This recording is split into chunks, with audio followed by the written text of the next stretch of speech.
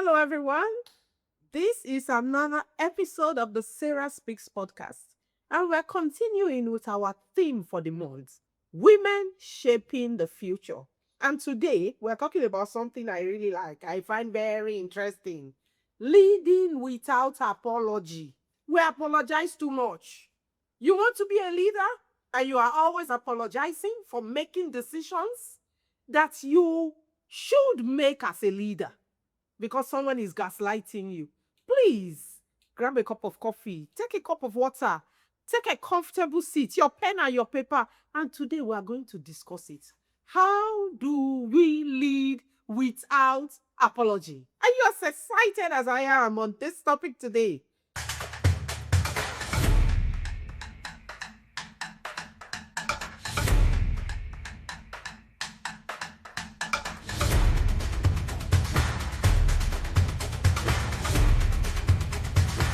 Many of us women, we really need to hear this.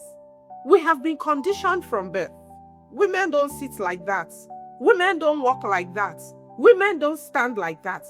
Subtly, overtly, our minds have been conditioned that for you to be a woman, you owe the world something. You owe the world an apology for being. Women don't talk like that. When you want to talk, you need to soften your voice. Yes, that's what we are taught. You can't be so rash. You are just talking. Huh? Are you a lady? Your mind is being conditioned softly. We are taught to be humble. Don't outshine your spouse. You can't outshine. Be humble. If you don't blow your trumpet, nobody's going to blow it for you. We need to understand that. It's different from pride. But you need to be able to tell your story and tell it confidently. Yes, I have achieved. Yes, I am a woman. I am a female achiever. There's nothing wrong with you telling your story. We are taught to seek permission before taking space. You can't just do it like that. You know you are a lady now. Yes, I'm a lady. But the definition of ladyship has changed. Because today we are women, we are ladies. We are playing the role of wives and mothers and ladies and women. But yet, we are taking our seat on the table and we are paying our share of the bills. So, you better get it. We are going to lead without apology. And you know what? I was going to say I'm sorry. But I caught myself just on time. I'm not sorry. I'm saying it the way it is. So for the sake of peace, just apologize. For the sake of peace, for the sake of the children. Women should not be raising their voice. It's not feminine. Let me say this clearly. You cannot shape the future from a place of apology. It's not possible. Because the elements coming against you, they are not going to be apologizing. They are going to come against you with speed. They are going to come against you with power, with energy. And you need to face them with that same energy. I have sat at tables where people expected that because of I was a woman, I should be agreeable. I should be amenable. I should be malleable. And when you stand your ground, you can physically feel the room shift. When a woman speaks with certainty, when a woman speaks with confidence, when a woman owns her voice, the room shifts. Confidence in a man is seen as leadership. Confidence in a woman is mostly seen as arrogance, but that shouldn't change who you are. Be confident, speak your truth, own your voice, and shape your world. Now, I keep saying, you need to lead without apology. You need to lead without apology. What does it mean to lead without apology? It's not arrogance. Not at all. It's not pride. It's not noise. It's alignment. It's knowing who you are, knowing what you want, and having the courage to go for it. No matter whose ox is God. No matter who feels less because you are more. You go for it. It is the ability to stand in your competence. You have the knowledge, you have the skills. Stand in your competence. Challenge the status quo.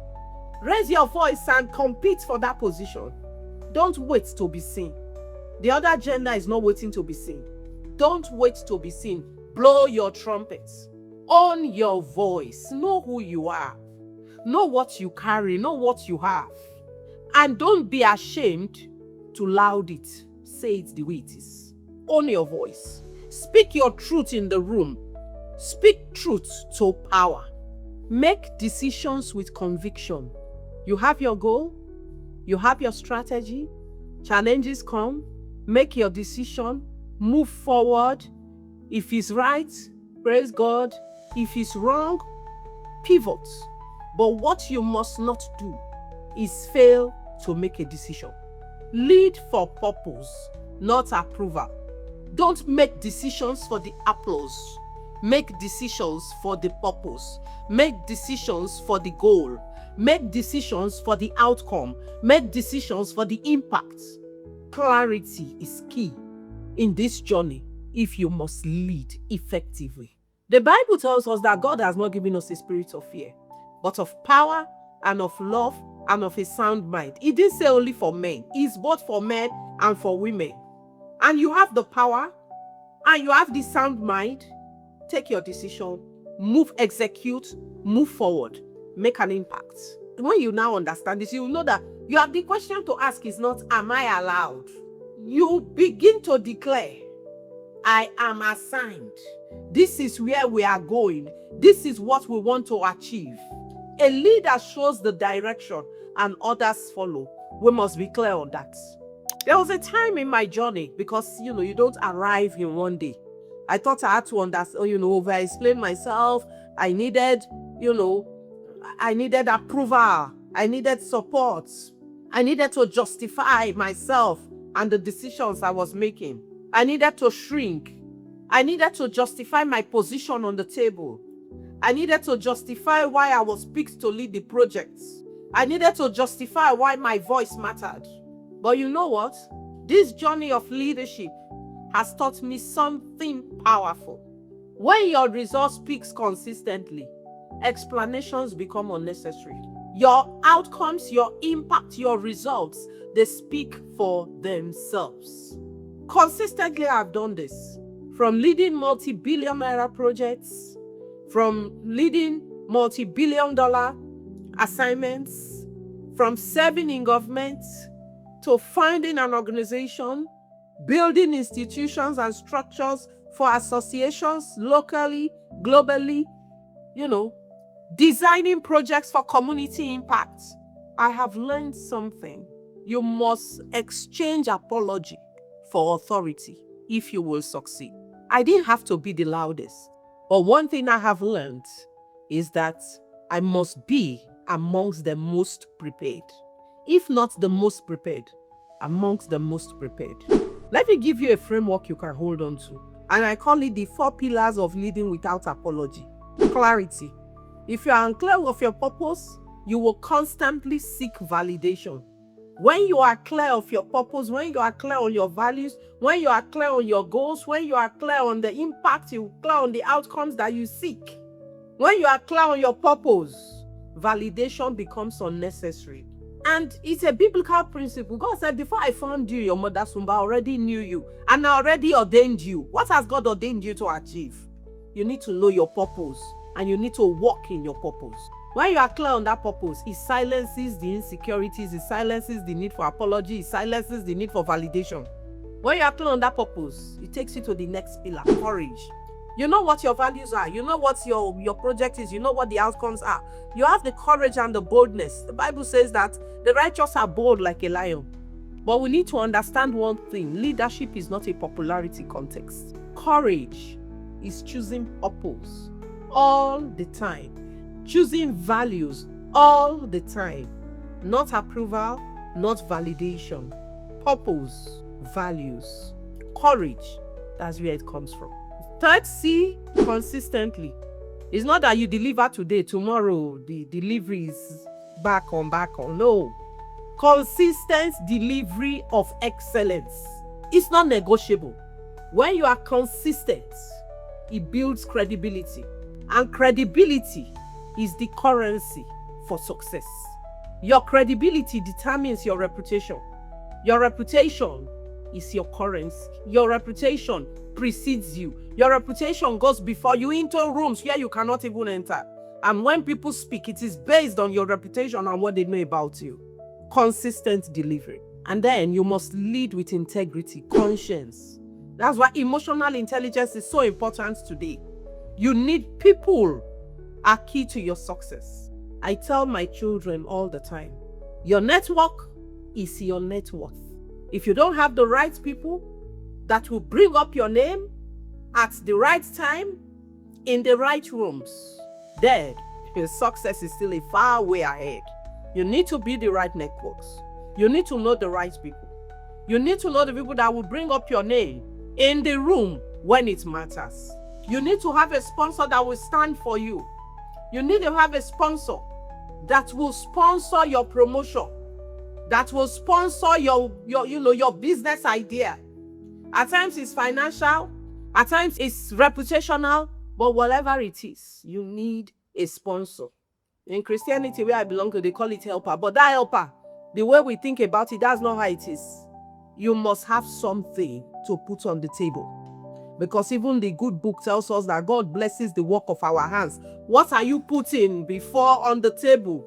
See a man diligent in his work. He will stand before kings and not mean men. So when you don't have something to put before God, there's nothing for him to bless.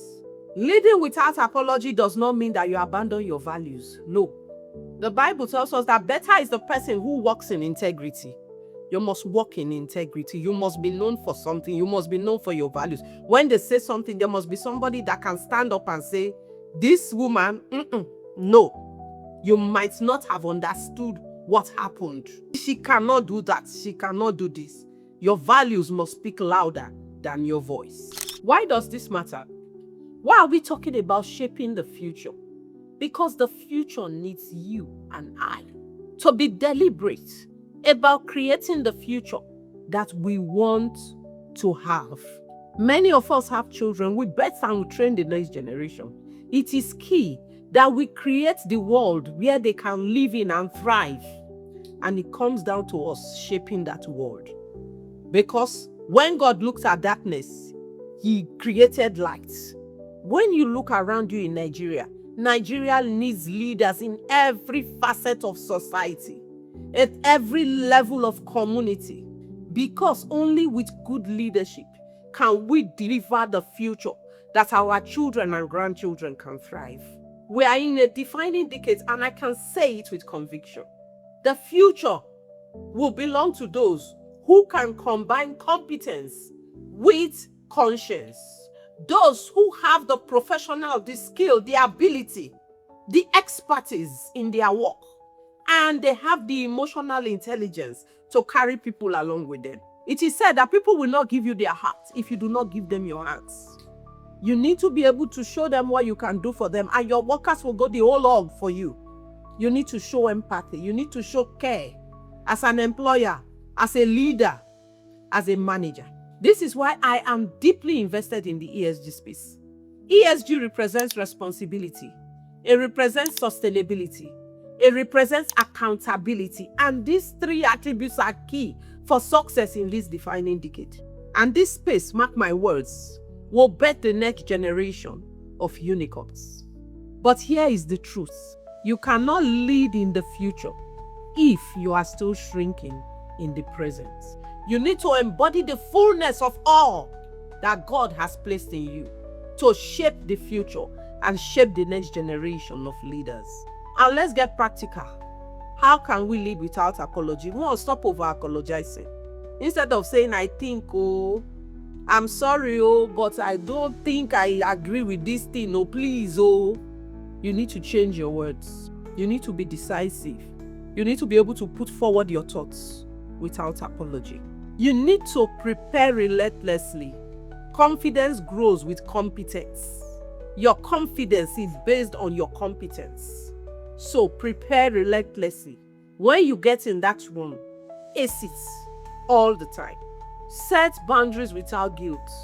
Not every request deserves a yes. No is a complete sentence. Don't explain. Speak with authority. Remove maybe.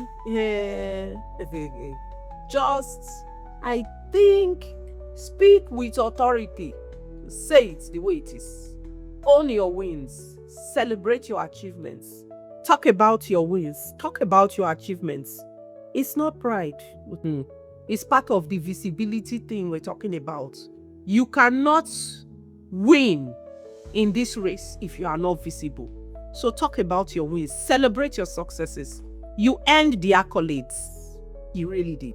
And let me leave you with this. One, you don't need apology to lead. You don't need validation to rise. You don't need to apologize for becoming. You need alignment. You need preparation. You need conviction. You need competence. The Bible tells us that she's clothed with strength and dignity. Yes, you are clothed with strength and dignity. Arise. When you arise, that is when your children will get up and call you blessed. We always talk of the Proverbs 31 woman. The Proverbs 31 woman is a woman of strength, is a leader, is a woman of valor, is a woman of competence. Multiple streams of income established, doing well in all of them. Her husband is honored because of her. That is who we have been called to be. So, I tell you, walk into that room. Take that opportunity. Build that vision. Shape the future with confidence and not apology. And I want to say thank you for listening to Sarah Speaks. If this episode resonated with you, share it, share it, share it. Watch it with your children. Watch it with your friends. Watch it with your, send it to your female colleagues. Send it to your sisters. Send it to your daughters. Because we need to build a generation of confident women that know that they do not need to shrink, but that everything that they want to achieve, they are enough. They can do it. They can become billionaires. They can become governors and presidents. You do not need to aspire to be first lady. Aspire to be governor, have a first man. It is possible. Disney says dreams come true. Until you can take that dream and put the effort behind it and put a process to birth what you have visualized, because you are a creator. You are girls. You are creators. Create it. Create the future that you want to see, because you have the ability to do so. The future is not waiting. The future is shaping, and is being shaped by you and I. What we can do today, what we can achieve today, will bet the tomorrow and the future that we want to see. Thank you very much. This is Sarah Jose Adiobo, and this is another episode of the Sarah Speaks Podcast. Thank you.